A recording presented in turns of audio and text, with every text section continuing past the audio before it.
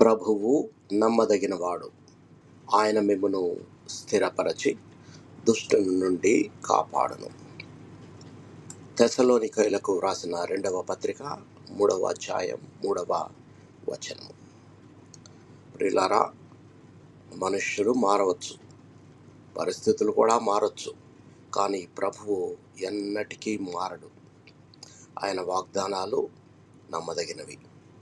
జీవితంలో పరీక్షలు, శోధనలు, నిరాశలు వచ్చినప్పుడు మన విశ్వాసం కదిలిపోవచ్చు. అయితే దేవుడు తన పిల్లలను ఒంటరిగా విడిచిపెట్టడు. ఈ వాక్యం మనకు 2 గొప్ప ధైర్యాలను ఇస్తుంది. మొదటిగా, ఆయన మనలను స్థిరపరుస్తాడు.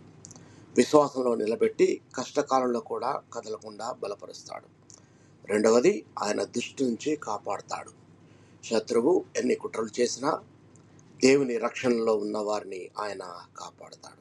కాబట్టి ఈరోజు భయపడకుండా, సందేహపడకుండా ప్రభువుపై పూర్తిగా ఆధారపడతాం. నమ్మదగిన దేవుడు మన జీవితాన్ని తన చేతుల్లో సురక్షితంగా నడిపిస్తాడు. ప్రార్థన చేసుకుందాం. ప్రియ పరలోకపు తండ్రి, నీవు నమ్మదగిన దేవుడైనందుకు నీకు కృతజ్ఞతాస్తుతులు. మా విశ్వాసాన్ని స్థిరపరచండి. శోధనలు, భయాలు, నిరాశలు వచ్చినప్పుడు నీ వాగ్దానాలను గుర్తుంచుకొని నిలబడే బలాన్ని మాకు అనుగ్రహించండి. దుష్టుని ప్రతి యుక్తి నుంచి మమ్మల్ని కాపాడండి. మా జీవితమంతా మీ మీదే ఆధారపడి నడిచే కృపను దయచేయమని మా ప్రభును, మీ ప్రియకుమారుడైన యేసుక్రీస్తు నామములో ప్రార్థించి వేడుకొనుచున్నాము తండ్రి. ఆమేన్.